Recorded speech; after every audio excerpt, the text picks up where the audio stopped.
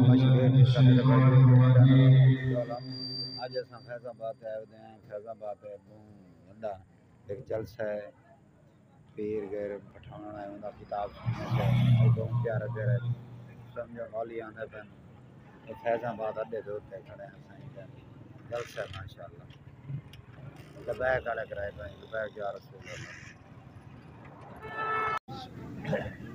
إن الله وملائكته يصلون على النبي يا أيها الذين آمنوا صلوا عليه وسلموا تسليما آسان حضرات محبت کے ساتھ تدریس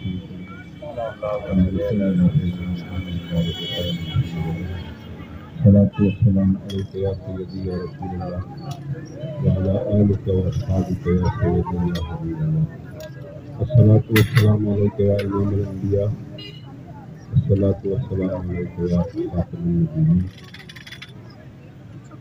ویسے بھی محفل کا وقت بھی نہیں ہے، لیکن کیونکہ مفتی صاحب ہمارے دوست و مدرس ہے، ان کی محفل ہے اور یہاں پہ کچھ دیر کے لیے بیٹھنا اور بولنا اس نیت کے ساتھ کہ اللہ تعالیٰ اس محفل میں میری حاضری کو قبول فرمائے اور اللہ تعالیٰ کے نزدیک نبی محمد مصطفیٰ صلی اللہ علیہ وآلہ وسلم کی جنازت کے لیے جس محفل سجائی گئی ہے اس میں بیٹھنا، اس میں کچھ دیر کے لیے بولنا قیامت کے دن ہمارے بخشش کے جو وسیلے ہیں اس میں سے ایک وسیلہ اس کو بنائے۔ اور یہ یقینی بات ہے کہ اگر ہماری بخشش ہونی ہے تو اس میں جو سب سے کلیدی کردار ہونا ہے وہ شفاعت مصطفیٰ صلی اللہ علیہ وسلم، کیونکہ اگر ہم میں سے ہر ایک اپنے زندگی کو غور سے جو گزری ہے جتنی اس کو دیکھے اور اس پہ غور کرے، اس میں بے شک ہم نے نمازیں بھی پڑھی ہیں، روزے بھی رکھے ہیں، نیک عمل کرنے کی کوشش بھی کی ہے، لیکن میں ایک بات ہمیشہ کہتا ہوں کہ جب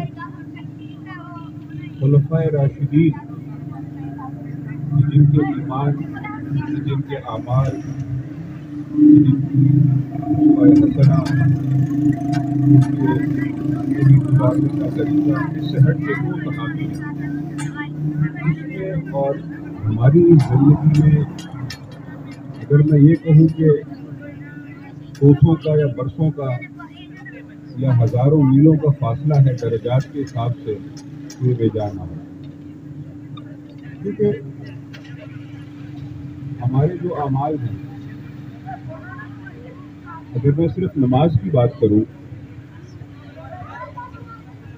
تو میں یہ دعوے سے کہتا ہوں کہ ہم میں سے اگرچہ چند لوگ یہاں بیٹھے ہیں، لیکن اگر اسی سوال کو ایک بڑے تناظر میں پوچھا جائے، یعنی کہ اگر میں یہ کہوں کہ ہم پورے ضلع مظفر گڑھ سے یہ سوال پوچھیں کہ کیا ایسے لوگ جو کہ اپنی زندگی کا ایک بڑا وقت گزار چکے ہیں، وہ 50-60 سال کی عمر میں ہیں اور وہ 5 وقت کے نمازی بھی ہیں، تو کیا وہ اپنی پوری زندگی کی نمازوں میں سے کوئی ایک نماز نکال کے بتا سکتے ہیں کہ میں نے اپنی زندگی میں ایک ایسی نماز ادا کی ہے کہ اس نماز کو پڑھتے ہوئے نہ مجھے دنیا کی کوئی فکر تھی، نہ دنیا کا کوئی فاقہ تھا، نہ اس نماز کے دوران مجھے اولاد کی کوئی فکر تھی، نہ دنیا کا کوئی معاملہ میرے ذہن میں تھا، بلکہ خالصتاً میں اپنے رب کے حضور کھڑا تھا اور میں اپنے رب کی عبادت کر رہا تھا اور اس کو سجدے کر رہا تھا۔ تو میں کہتا ہوں شاید ہی کوئی ایسا شخص ہوگا جو اپنی پوری زندگی میں سے ایک ایسی نماز نکال کے بتا دے کہ میں نے وہ ایک نماز صرف اور صرف اللہ کو یہ سمجھ کے کہ وہ میرا رب ہے، وہ مجھے دیکھ رہا ہے، میں صرف اس کے حضور کھڑا ہوں، میں اس کی عبادت کر رہا ہوں اور میرے ذہن میں، میرے دل میں دنیا کا کوئی وسوسہ، کوئی مسئلہ، کوئی ایسی تکلیف میرے ذہن میں نہیں تھی اور میں صرف خالص رب کی عبادت کر رہا تھا۔ تو میں نہیں سمجھتا کہ شاید کوئی ایسا بندہ ہو. تو پھر جب ہمارے اعمال ایسے ہوں، اب یہاں پہ اگر ہم اپنی نماز کا موازنہ کسی صحابی کی نماز سے کریں، ہزاروں مثالیں ہیں، لیکن مفتی صاحب بیٹھے ہیں، حضرت علی کرم اللہ وجہ ایک دفعہ زخمی ہو گئے جہاد کے دوران. ان کو تیر لگا اور وہ تیر اتنا گہرائی میں اور اتنا شدید وہ جسم کے اندر پھنسا ہوا تھا کہ جب بھی اس کو نکالنے کی کوشش کرتے تھے حضرت علی کرم اللہ وجہ وہ بڑی شدید تکلیف ہوتی تھی اور وہ تیر کو نکالنے سے منع فرماتے تھے. اب تیر بھی اندر لگا ہوا ہے، نکالنا بھی ہے. آج کل کا دور تو ہے نہیں کہ 2 ٹیکے لگائے اور بے ہوش کر لیا اور وہ نکال لیا تیر. اب اس تیر کا نکالنے کا طریقہ کیا ہے؟ تو علی کرم اللہ وجہ نے فرمایا کہ مجھے نماز پڑھنے لگا، جب میں نماز پہ کھڑا ہو جاؤں تو اس وقت یہ تیر میرے جسم سے نکالنا. سبحان اللہ. کیونکہ جب حضرت علی کرم اللہ وجہ نماز پہ کھڑے ہوتے تھے تو ان پہ ایک وجہ طاری ہو جاتا تھا. وہ اس وقت دنیا کا کوئی فکر اور فاقہ ان کو نہیں ہوتا تھا. وہ خالصتاً اپنے رب کے حضور کھڑے ہوتے تھے اور انہی کا فرمان ہے کہ نماز جب پڑھو تو ایسی پڑھو کہ تمہارا رب تمہارے سامنے کھڑا ہے اور تم اس کو دیکھ رہے ہو. اگر ایمان کی اس حالت میں نہیں ہو تو کم از کم اس بات کا یقین کر لو کہ تمہارا رب تمہیں دیکھ رہا ہے اور تم اس کی عبادت کر رہے ہو. سبحان اللہ. تو جب صحابہ کرام کی عبادات کا یہ حال تھا، اس انداز میں وہ عبادتیں فرماتے تھے، اور اس کے مقابلے میں جس طرح میں نے عرض کی کہ ہماری زندگی کی شاید ہی کوئی ایک ایسی نماز ہو کہ جو دنیا کے فکر اور فاقے سے آزاد ہو کے ہم نے پڑھی ہو. تو پھر ہم اس اعمال پہ، ہم ان نمازوں پہ، ان روزوں پہ جو ہماری خیرات و زکوٰۃ ہوتی ہے وہ بھی دکھاوے کے لیے ہوتی ہے، دنیا کو دکھانے کے لیے ہوتی ہے. میں نے اکثر دیکھا ہے کہ جب کوئی مسکین آتا ہے تو لوگوں کا جو اس کو ایک خیرات دینے کا طریقہ ہوتا ہے.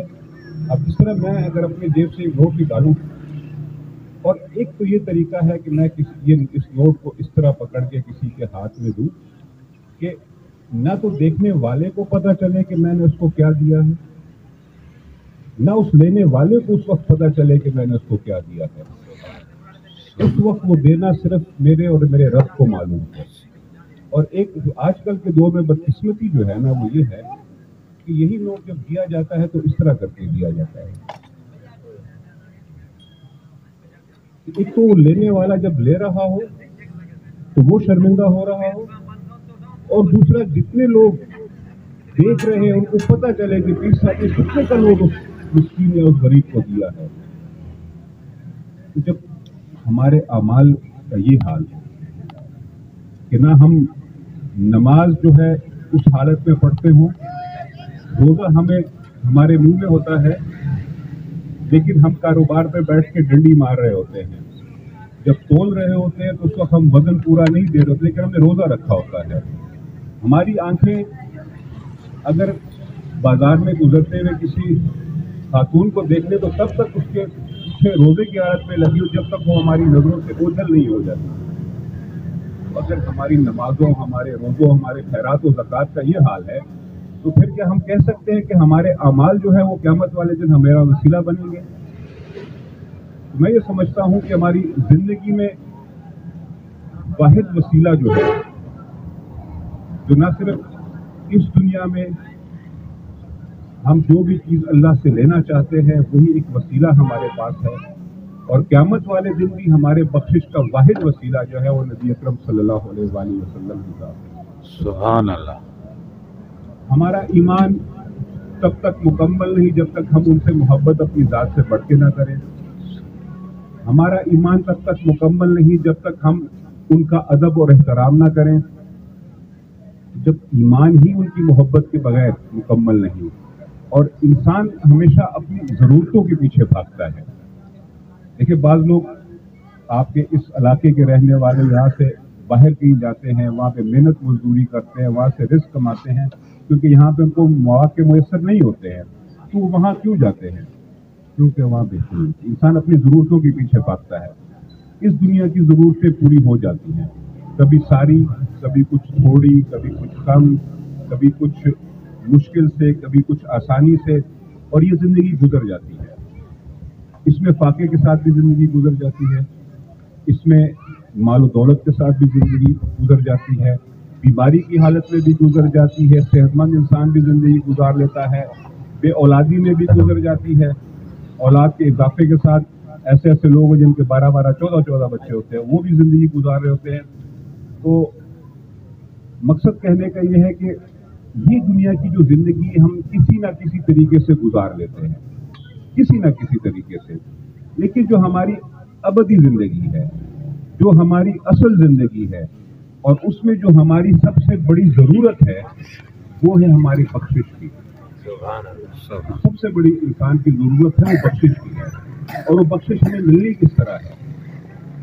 جس طرح میں نے عرض کی کہ اعمال کے وسیلے کا انسان کو اس لیے نہیں کیونکہ قرآن پاک میں اس کا ذکر ہے, لیکن وہ اعمال ویسے ہوں جیسے ان حضرات کے تھے, اور ان اعمال کے باوجود حضرت عمر فاروق رضی اللہ تعالیٰ عنہ فرماتے ہیں کہ قیامت والے دن اگر میں برابروں پہ چھوٹ گیا تو میں کامیاب ہوں گا. یعنی حضرت عمر فاروق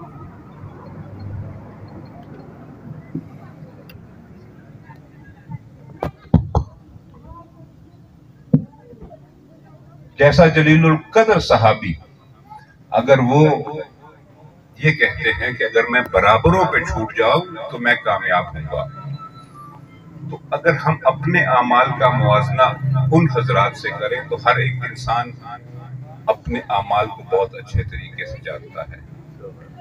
اس کو اپنی تنہائیوں کا پتہ ہے, اس کو اپنے اندھیری راتوں کا پتہ ہے, اس کو جب موقع میسر ہو اس وقت اور ان حالات کا پتہ ہے. کتنے لوگ ہیں کہ جب ان کو کسی گناہ کا موقع میسر ہوتا ہے اور وہ صرف اس وجہ سے اس گناہ کو چھوڑ دیتے ہیں کہ میرے رب نے اس سے منع فرمایا ہے. ہم میں سے کتنے ہیں ایسے جب ہمارے اعمال ایسے ہوں. اردو میں بیان کریں جنت خاطب روان کڑی ملائکے جنت خاطر روان کڑی اللہ تعالیٰ بحکم ورکړي دا خلک کم خوا روان کړي دي. نو ملائکه ورته دا هغه بندگان دي چې چا حساب کتاب وسو او دوی دومره نیک اعمال کړي او شرق نه تر غربه پورې دوی په اعمالو باندې موږ کاغذونه ډکو. ملائکه به دا جواب ورکوي. نو دوی حساب کتاب وسو دې په نتیجه کې دوی د جنت مستحق دي, ځکه موږ جنت خواته روان کړي. الله تعالیٰ به فرمایي چې دا خلک ټول دوزخ خواته یوسي. ملائکه به باقاعده الله تعالی سره ارزو کې یا الله دوی خو اعمال دومره ډېر زیات دومره نیک کارونه نیک عملونه یې کړي بیا خو دوزخ ته دا خلک ولې ځي؟ الله تعالی فرمایي وایي تاسو دوی ظاهري عملونه لیکل مګر یو شی داسې زما او د بندې په مابین کې ده, هغه باندې تاسو نه یاستئ خبر, هغه دوی نیت ده. دوی دا کار کوو په کم نیت باندې, دوی نیت دا اوس زموږ په خلک تعریف کوي, زموږ ښه ځوانتوب به بیانېږي, زموږ ښاغلیتوب به بیانېږي, یو خیرات یو زکات المنځونه او د حجونو په دې کول خلک دوی ته عبادت ګزاره ووایي, متقي او پرهیزګار ووایي. نو هغه عمل چې دوی په دنیا کې کړی او د کوم مقصد دپاره یې کړی هغه مقصد ما دوی ته ورپوره کړو. دغه دنیا کې دوی عوام وسوله, ښه ځوانتوب هم بیان سوی, زهد او تقوا هم ډېره بیانه سوه, ښه انسانیت هم بیان سو. نو هغه صله ما دوی ته په هغه دنیا کې ورکړله. اوس د هغو عملو په دې دنیا کې هېڅ نتیجه نشته, ځکه هغه اعمال ټول ختم سو. اوس به دا خلک دوزخ خواته ځي. قیامت والے دن کچھ لوگوں کا ٹولہ جنت کی طرف فرشتے لے کے جا رہے ہوں گے. اللہ تعالیٰ فرشتوں سے پوچھیں گے کہ ان کو کس طرف لے کے جا رہے ہیں؟ ملائکہ فرشتے کہیں گے کہ یا اللہ یہ آپ کے وہ بندے ہیں جنہوں نے اپنی زندگی میں بہت نیک اعمال کیے اور ان کا جو حساب کتاب ہوا اس کے نتیجے میں یہ جنت کے مستحق قرار پائے ہیں, تو ہم ان کو جنت کی طرف لے کے جا رہے ہیں. تو اللہ تعالیٰ فرمائیں گے تو ان کو دوزخ کی طرف لے جاؤ.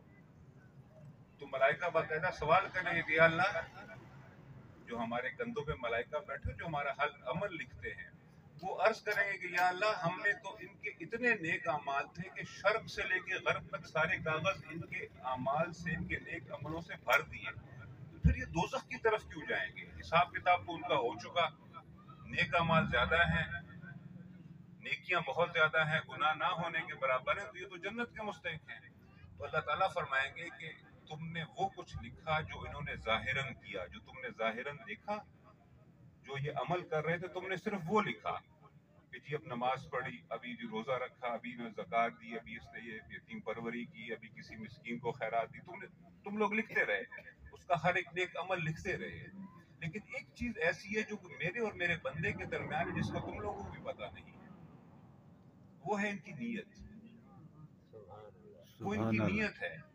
ये जो नमाजें पढ़ते थे, ये जो ज़कातें देते थे, ये जो नेक अमाल करते थे, वो सिर्फ इसलिए करते थे कि उस दुनिया में इनकी तारीफ हो, इनके ज़ुहद व तक़वा का बयान हो, इनकी नेकी का बयान हो, इनके अच्छे इंसान होने का बयान हो।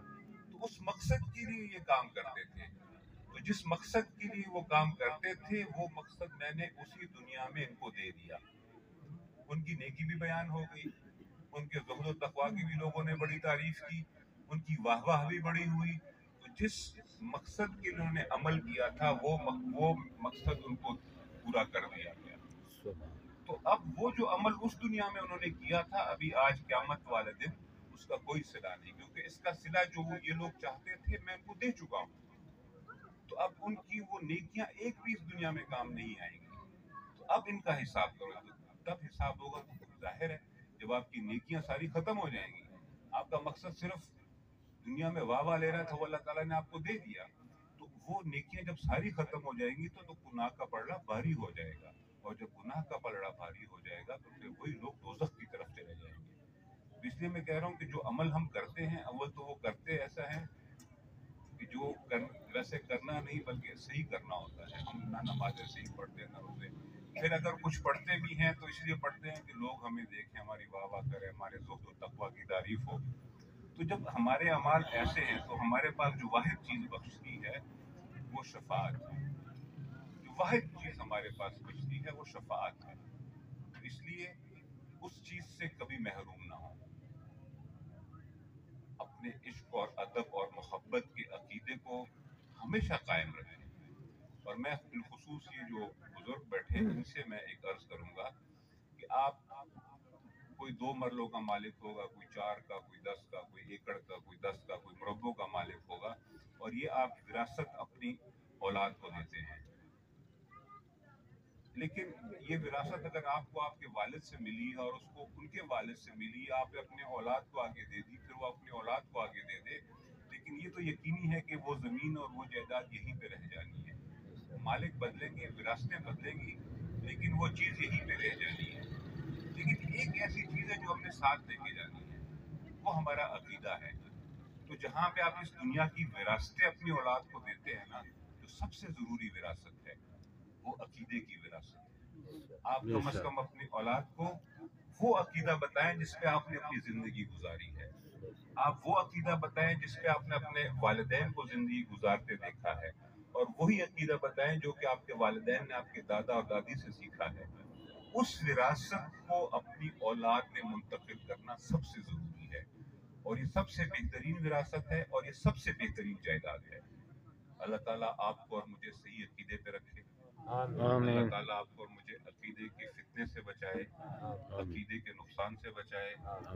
हमें अल्लाह ताला अपने प्यारे महबूब का मुहिब बनाए, उनकी अदब और इज्जत करने वाला बनाए। अल्लाह ताला हमें गुस्ताखी से बचाए, बेअदबी से बचाए। अल्लाह ताला इस मोहब्बत, इस अदब के अकीदे और रिश्ते को ता क़यामत हमारी नस्लों में कायम दायम रखे। वाह, अल्हम्दुलिल्लाह।